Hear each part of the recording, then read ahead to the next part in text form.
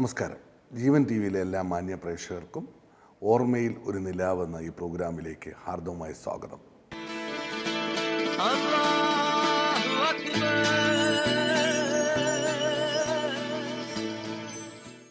ഇന്ന് മികച്ച ഒരു അതിഥിയാണ് നമുക്ക് കിട്ടിയിരിക്കുന്നത്. അത് മറ്റാരുമല്ല, 2016 രാജ്യം മികച്ച കായിക പരിശീലനത്തിനുള്ള ദ്രോണാചാര്യ അവാർഡ് നൽകി ആദരിച്ച ശ്രീ പ്രദീപ് കുമാറാണ് ഇന്ന് നമ്മുടെ അതിഥി. അദ്ദേഹം ഇന്ന് ദുബായിൽ Ansa aqua national sports academy എന്ന സ്ഥാപനത്തിൻ്റെ CEO ആണ്.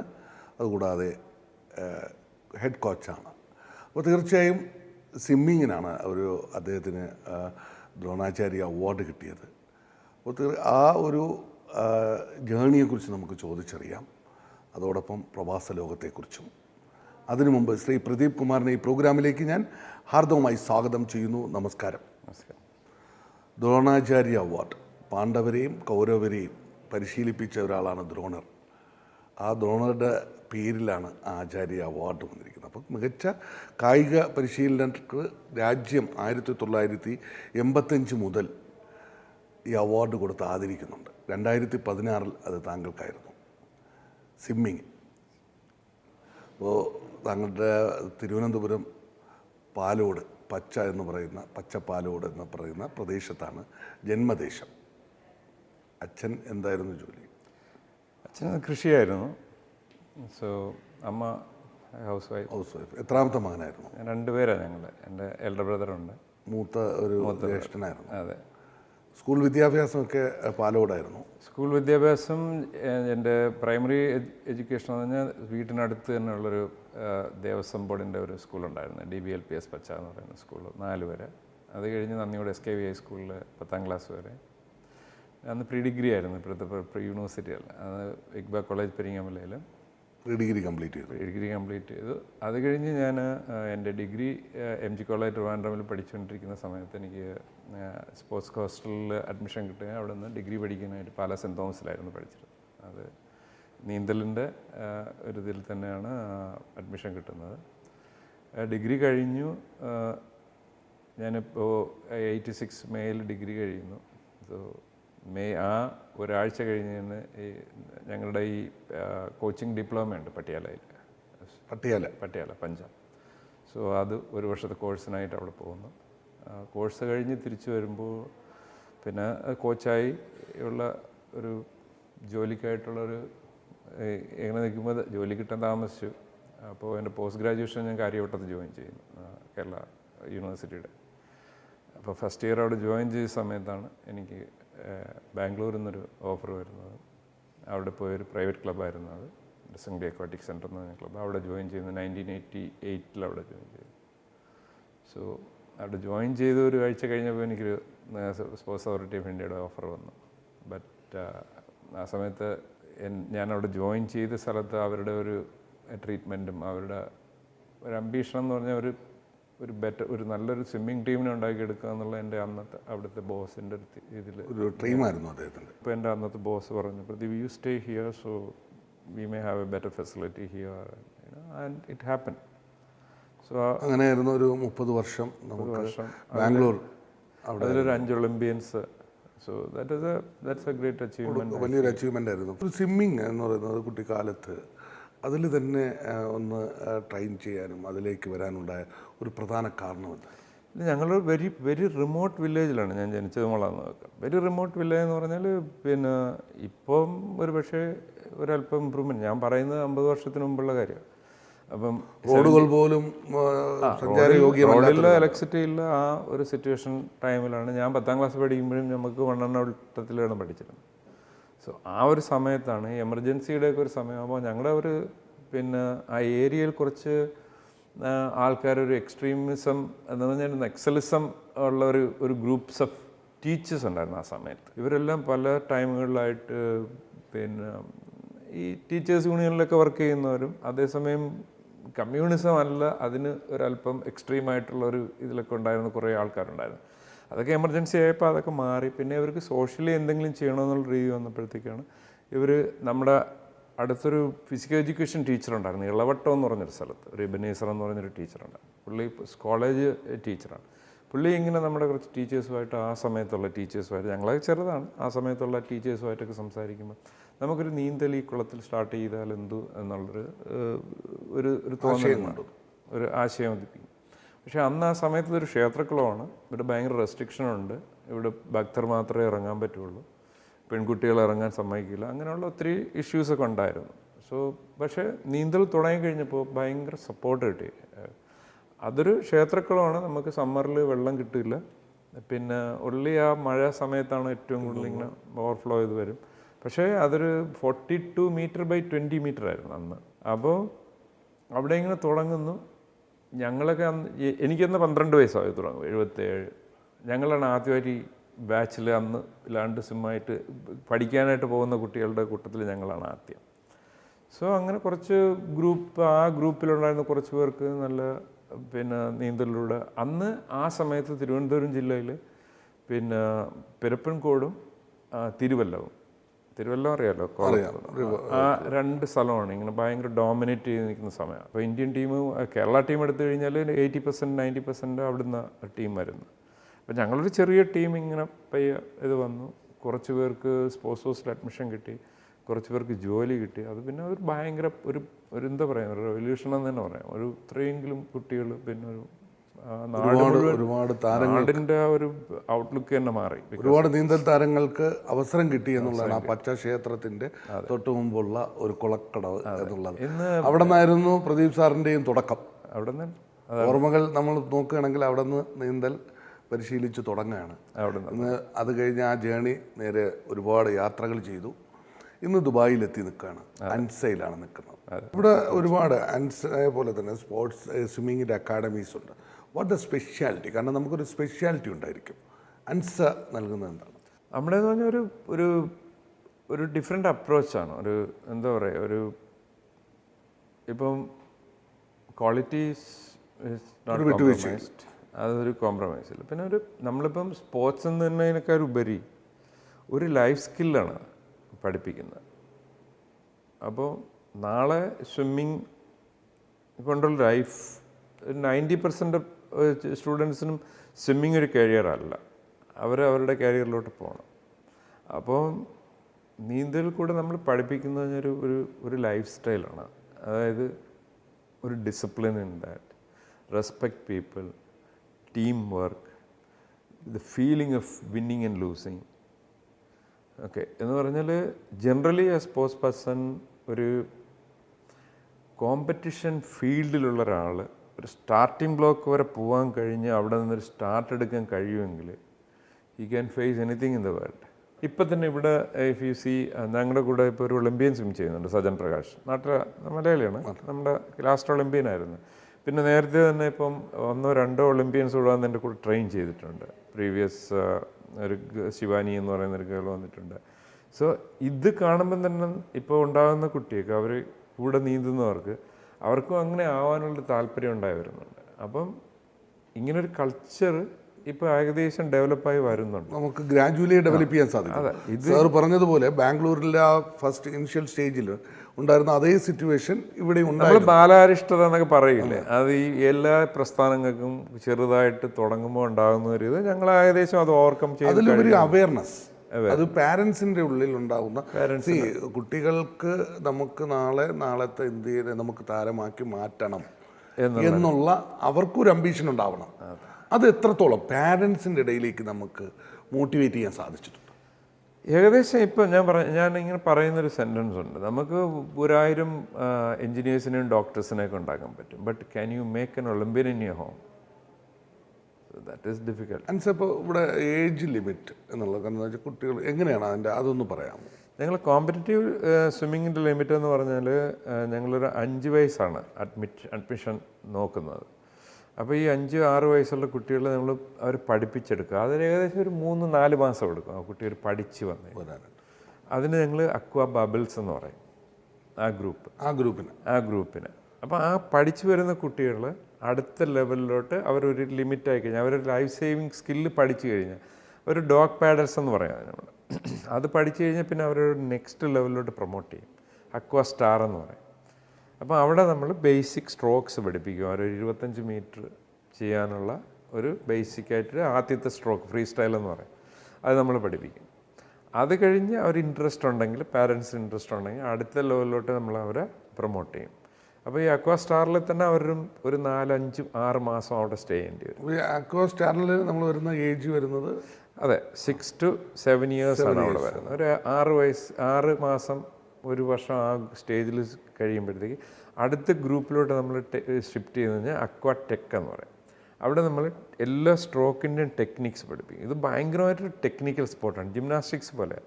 നമ്മൾ കറക്റ്റായിട്ടുള്ള അണ്ടർ വാട്ടർ ടെക്നിക്ക് കിട്ടിയാൽ അവർക്ക് ആ പ്രപ്പൽഷൻ വരും, ആ സ്പീഡ് വരുള്ളൂ. അപ്പോൾ അതിൽ 4 കോമ്പറ്റീറ്റീവ് സ്ട്രോക്സ് ഉണ്ട്. ഫ്രീ സ്റ്റൈൽ കഴിഞ്ഞ്, ബാക്ക് സ്ട്രോക്ക് കഴിഞ്ഞ്, ബ്രസ്റ്റ് സ്ട്രോക്ക് കഴിഞ്ഞ്, ബട്ടർഫ്ലൈ വരെ 4 കോമ്പറ്റീറ്റീവ്. അക്വാ ടെക്കിലാണ് വരുന്നത്. അവിടെയാണ് ഈ സ്ട്രോക്കിൻ്റെ ബേസിക്സ് പഠിപ്പിക്കുന്നത്, ആ ടെക്നിക്ക് പഠിപ്പിക്കുന്നത് അവിടെ. പിന്നെ അതോടൊപ്പം തന്നെ അവർക്ക് സ്റ്റാർട്ടിങ്സ് ഉണ്ട്, കോമ്പറ്റീറ്റീവ് സ്റ്റാർട്ട് ചെയ്യണം, പിന്നെ നമ്മൾ കോമ്പറ്റീറ്റീവ് ലെവലിലുള്ള ടേൺസ് ചെയ്യണം. അപ്പോൾ ഇതെല്ലാം പഠിപ്പിക്കുന്നത് അവിടെയാണ്. അതൊരു 1 വർഷം മുതൽ 3 വർഷം വരെ ഡിപ്പെൻഡിങ് ഓൺ ദർ ഏജ് ആ ലെവലിൽ പോകും. അപ്പോൾ ഒരു കുട്ടികളൊരു 9-10 വയസ്സാകുമ്പം അവരെ നമ്മൾ കോമ്പറ്റീറ്റീവ് ലെവലിലോട്ട് ഡെവലപ്പ് ചെയ്ത് കൊണ്ടുവരാം. ആ 10 വയസ്സായൊരു കുട്ടിയെ അടുത്ത ഒരു പ്രൊമോഷൻ ലെവലെന്ന് പറഞ്ഞാൽ നമ്മളവിടെ കൊണ്ടുപോകുന്ന അടുത്ത അക്വാ സ്വിഫ്റ്റ് എന്ന് പറഞ്ഞ ലെവലുണ്ട്. അതിൽ അക്വാ സ്വിഫ്റ്റിൽ ജൂനിയറും സീനിയറും ഉണ്ട്. അവരാണ് ഇപ്പോൾ ഇവിടെ നമ്മുടെ നാട്ടിലായാലും പോയി അവർ സ്റ്റേറ്റ് ലെവൽ, നാഷണൽ ലെവലിൽ സ്വിമ്മിങ് ചെയ്യുന്നത്. ഇവിടുത്തെ ലോക്കൽ കോമ്പറ്റീഷൻ ചെയ്യുന്ന കുട്ടികളല്ല, ആ ലെവലിലുള്ള കുട്ടികളാണ്. അവിടെ നിന്ന് അവർക്ക് പ്രൊമോഷൻ കിട്ടുന്നത് സ്വിഫ്റ്റ് സീനിയറിലേക്കും, അത് കഴിഞ്ഞ് അക്വാ റാപ്പിഡ് എന്ന് പറയും, ആ ഗ്രൂപ്പിലോട്ട് ട്രാൻസ്ഫർ. അക്വാ റാപ്പിഡിൽ വരുമ്പോഴത്തേക്ക് അവരുടെ ഏകദേശം ഒരു 5 വർഷത്തെ ട്രെയിനിങ് ആൾറെഡി കഴിഞ്ഞിരിക്കും. പിന്നെ അവർ നമ്മൾ ട്രെയിനിങ് ആണ് ചെയ്യുന്നത്. അതായത് നമ്മുടെ ഇനീഷ്യൽ സ്റ്റേജ് ബബിൾസിലും സ്റ്റാറിലും ടെക്കിലും നമ്മൾ ടീച്ചിങ് ആണ് ചെയ്യുന്നത്. അത് കഴിഞ്ഞ് അവർ ടീച്ചിങ് കഴിഞ്ഞ് ഒരു കോച്ചിങ്ങിലോട്ട് വരുമ്പോഴത്തേക്ക് അവർ സ്വിഫ്റ്റിലും റാപ്പിഡിലുമായിട്ട് പോകും. അപ്പോൾ ഈ 2 ലെവൽ ഓഫ് ട്രെയിനിങ് ആണ്. സോ ഈ ടീച്ചിങ്ങിൽ മാക്സിമം നമ്മൾ ചെയ്യുന്ന ടെക്നിക്ക് പഠിപ്പിക്കുക ചെയ്യുന്നത്. അതായത് ഇത് നമ്മുടെ പിന്നെ കൊച്ചുകുട്ടിയെ ഹാൻഡ് റൈറ്റിംഗ് പഠിപ്പിക്കുന്നത് പോലെ സ്കൂളിൽ നമ്മൾ 3 line 2 line 3 line 4 line book വെച്ച് പഠിപ്പിച്ചിട്ട് പിന്നെ അവരെ നമ്മൾ ഒരു പരിധി വരുമ്പോഴത്തേക്ക് എസ്സേ എഴുതാൻ പഠിപ്പിക്കുക. അത് തന്നെയാണ് ഇത്. Just exactly you can compare that with teaching hand writing. Future എന്തൊക്കെയാണ് നമ്മൾ പ്ലാൻ ചെയ്തിരിക്കുന്നത്? ഈ ഇമ്മീഡിയറ്റ് ഫ്യൂച്ചർ എന്ന് പറഞ്ഞാൽ ഞങ്ങളുടെ 1-2 കുട്ടികൾ ഇപ്പം ഒളിമ്പിക് ക്വാളിഫൈ ചെയ്യാനായിട്ട് ട്രൈ ചെയ്യുന്നുണ്ട്. അതിൽ സജ്ജനും ഉണ്ട്. ഞങ്ങൾ അടുത്ത കാലത്ത് 1-2 കോമ്പറ്റീഷന് പോയിരുന്നു. ഇപ്പം ഈ കോമ്പറ്റീഷന് പോകാനായിട്ടുള്ള ട്രയലാണ്. ഒന്ന് അടുത്തൊരു കോമ്പറ്റീഷൻ ഫ്രാൻസിലുണ്ട് എൻഡ് ഓഫ് ദ മന്ത്. ഞങ്ങൾക്ക് ഇതുവരെയും വിസ കിട്ടാനുള്ളൊരു ചാൻസ് ഉണ്ട്. പക്ഷേ ക്വാറൻറ്റൈൻ പോയിട്ട് ഒരു ആഴ്ച ക്വാറൻറ്റൈൻ ചെയ്യണമെന്നുള്ള റൂള് വരുന്നുണ്ട്. അങ്ങനെയാണെങ്കിൽ നമ്മൾ പോയിട്ട് കാര്യമില്ല. We have only 2 months for Olympic qualification and we are trying to send these swimmers out for qualifying, waiting for these things to sort out. That is an immediate നമ്മുടെ ഒരു requirement. പിന്നെ ഈ വർഷം കഴിയുമ്പോൾ നമുക്ക് ഒത്തിരി ഇൻ്റർനാഷണൽ മീറ്റ്സ് വരുന്നുണ്ട്. Last year ഞങ്ങൾക്ക് ഒരു നാഷണൽ ചാമ്പ്യൻഷിപ്പും കിട്ടിയില്ല, നാട്ടിലൊന്നും കിട്ടിയിട്ടില്ല, എല്ലാം മാറ്റി വെച്ചു. ലോക്കൽ മീറ്റുകൾ കിട്ടുന്നുണ്ട്. സോ അതിനുവേണ്ടിയുള്ള പ്രിപ്പറേഷൻ നടക്കുന്നുണ്ട്. Every month we get a meet here. പിന്നെ ഈ വർഷത്തിൽ നമുക്ക് 2-3 വെരി ഇമ്പോർട്ടൻറ്റ് കോമ്പറ്റീഷൻ ഉണ്ട്. ഏഷ്യൻ ജൂനിയർ ചാമ്പ്യൻഷിപ്പ് നടക്കുന്നുണ്ട്, ഏഷ്യൻ ഇൻഡോർ ഗെയിംസ് ഉണ്ട്, അതുപോലെ തന്നെ വേൾഡ് സ്കൂൾ ഗെയിംസ് ഉണ്ട്. അപ്പോൾ അതിനുവേണ്ടിയുള്ള ട്രെയിനിങ്ങിലാണ് ഞങ്ങൾ. ഓപ്പർച്യൂണിറ്റീസിന് ബെസ്റ്റ് പ്ലേസ് ദുബായ് ആണ്. Thank you very much. Wish you all the very best. In future അൻസയ്ക്ക് ഒട്ടനവധി അച്ചീവ്മെൻറ്റിന് സാധിക്കട്ടെ, അത് നേടാൻ കഴിയട്ടെ എന്ന് ആശംസിക്കുന്നു. Thank you very much. Thank you. Thank U.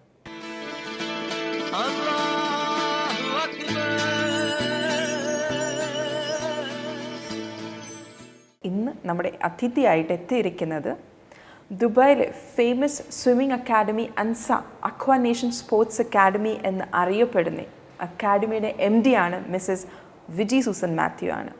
Mrs വിജിയോട് നമുക്ക് സംസാരിച്ചിട്ട് അൻസയുടെ വിശേഷങ്ങളും മറ്റ് വിശേഷങ്ങളൊക്കെ നമുക്ക് ചോദിച്ചറിയാം. അതിൻ്റെ മുന്നേ മിസ്റ്റർ വിജയനെ ഞാൻ ഈ പ്രോഗ്രാമിലേക്ക് സ്വാഗതം ചെയ്യുന്നു. നമസ്കാരം മാം. നമസ്കാരം. So first of all, ma'am, like how the journey of UAE started? Like I think you were in Bangalore, then now you're in UAE. From how many years you are in UAE? The journey started in 2014. Actually, my husband moved in here much before we joined him over here. We joined him in 2014. I have 2 children, my daughter and my son. So we full family wanted to stay together. So hence we moved in. Since then, the journey has started in Dubai. It has been a wonderful journey for last 7 years now. Last 7 years. You hail from Bangalore? Basically from Karnataka, a place called Hubli. But once a Bangalorean is always a Bangalorean. Yeah, always. So. Yeah. So you were working in Bangalore for like past 20 years. Yes. With which company? I was with a company called NIIT. It's an IT industry, and then moved into another IT services industry. So there I was there for 10 years as a general manager business development. Yeah.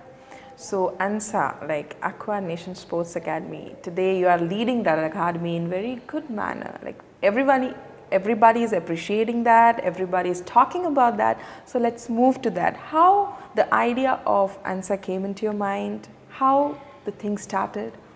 We always were sports oriented from, I believe very strongly that children should have overall experience, not only just academics, but they should have a confidence as well as getting into sports as a physical fitness activity. That is how we got started with sports.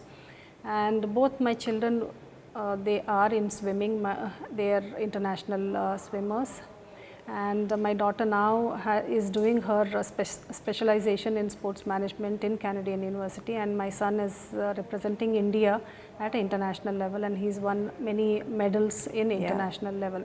So that is, but the journey starts always small. So we believe being, from parents of 2 international athletes, why can't we give this, whatever knowledge that we have and encouragement for other children also to benefit. So that is where the idea started, as why can't we have our own academy in Dubai, and there are so many other children who also can benefit along with our children.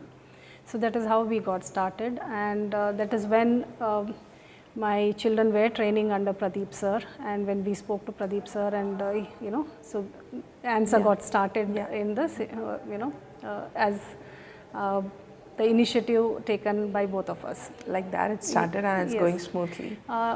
Touch wood, it's going wonderfully well, and we have made quite a good impact with our policies and process, and we believe that each and every child has to be given importance and to bring them to their maximum talent, what they can, or capabilities that we can. So that is the environment that we would like to create and build the strength of the academy. That's what ANSA is doing. That is because sometimes we have talents inside, like hidden inside, but we don't get the proper platform for that.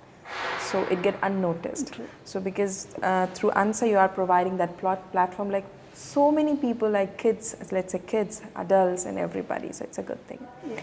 So let's talk about Tanish. He's your son and he's also known as an international swimmer, athlete. So how everything is going with him? With God's grace, everything is good. He is a very hardworking child, and he is very focused as well.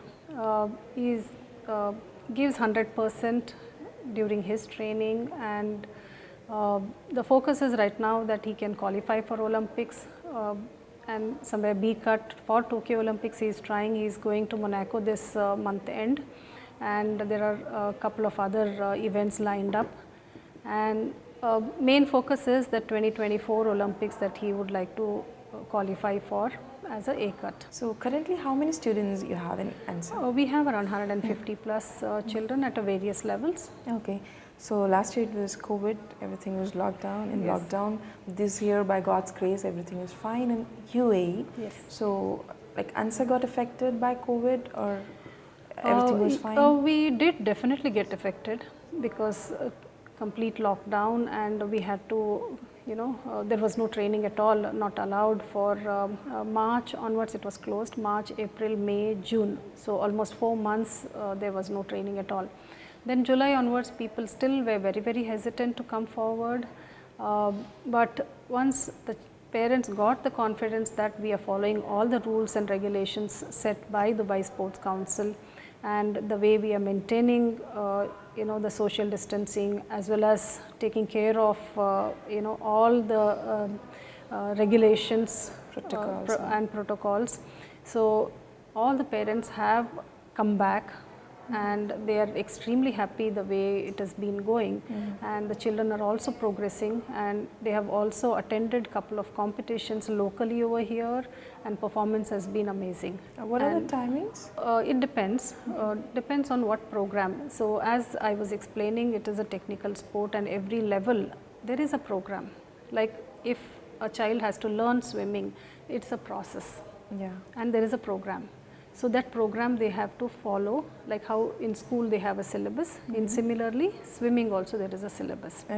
So every group, Aquastar has its own program. Then the development program is separate, and the age of the child. Depending on that, the number of sessions per week a child is supposed to do. If the child is very young, so we would prefer them coming in the evenings. So once they get into the development stage or a high competitive level, then it is say 8 to 10 sessions per week they do it. So which is morning, early morning, which is before the school hours, 4:45 to 6:45 in the morning, and then evening they come back starting from 7 to 7:30 is a dry land, and then get into the pool for another 2 hours. And weekends, Friday, Saturday, and 1 day complete rest, so that they can recover and again come back from Monday. How many coaches are here in ANSA? So right now we have 8+ coaches, and we are adding more. So as there are a lot of people who want to come back, so we are not able to take care of all the new inquiries which is coming in. So we are looking at getting some more coaches on board. So I think like in ANSA there are so many people working to make the process smooth. Is there anybody, like any one person who is handling all these things, or is it you only? Right now, as administration, sales and marketing, so I take care of most of the operations side. Ms. Vidya Sukhil takes care of complete marketing, sales, and there are a lot of other activities, social media activity, and bringing a new person and explaining them, taking the time out to explain to the parents, because they are unaware of what is swimming, how the child will be comfortable, what are the programs. She gives a lot of advice and makes them understand how the program works. So between two of us, we manage most of the administrative operations and the marketing activities. We do have extended support on marketing who specialized in social media, who coordinates with Ms. Vidya. And then technically, Pradeep sir manages the whole technical aspects as such when it comes to training. So basically you have had a long journey. That's why you are here today, you are sitting with us today. So what message you want to give for today's young generation? Because today everyone is like, yeah, we are achieving so many things, but still we have to learn from our elders, like from their experiences. So what kind of message you want to give today? Specifically for the young parents, I spend quite a lot of time with them to make them understand it is not a rat race for a child.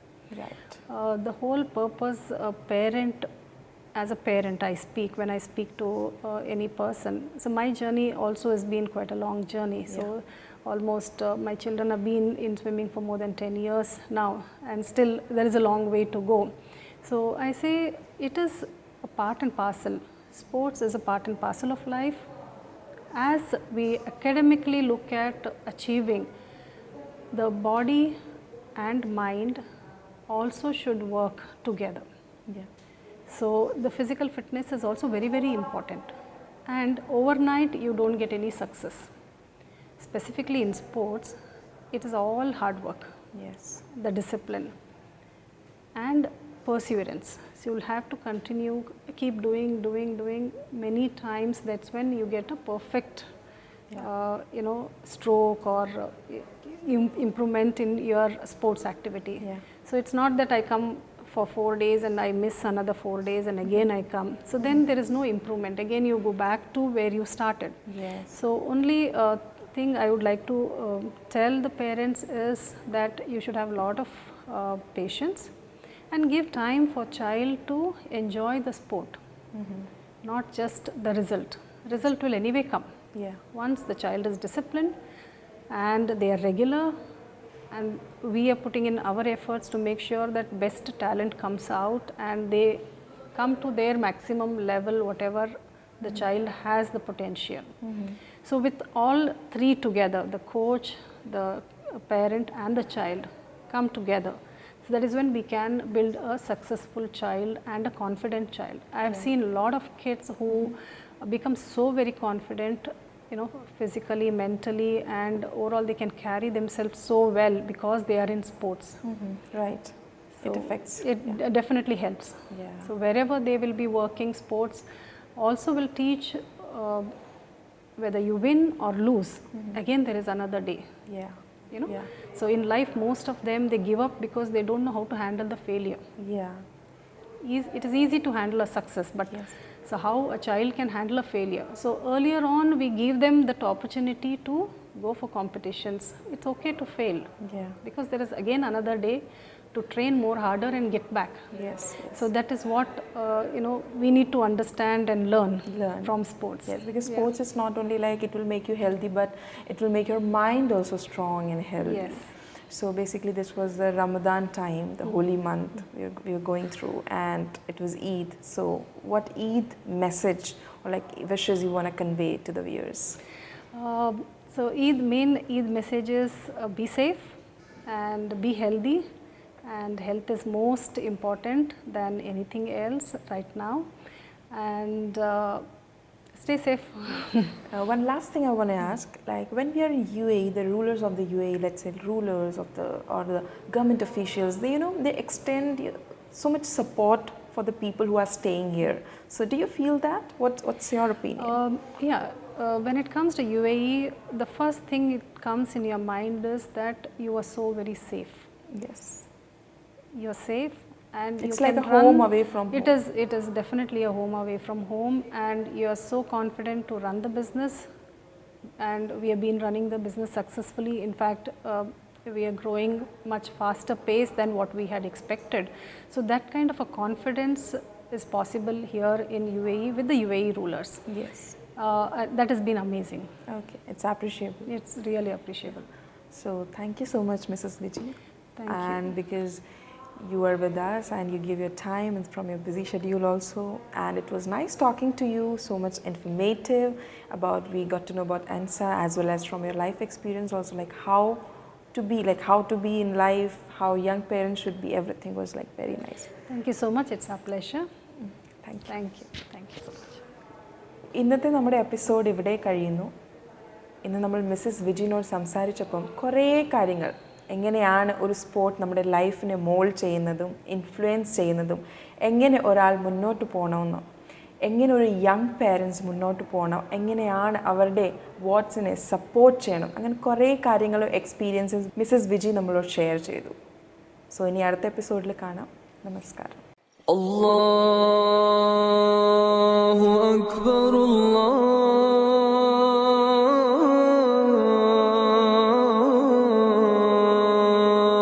Akbar അല്ലാഹു അക്ബർ അല്ലാഹു അക്ബർ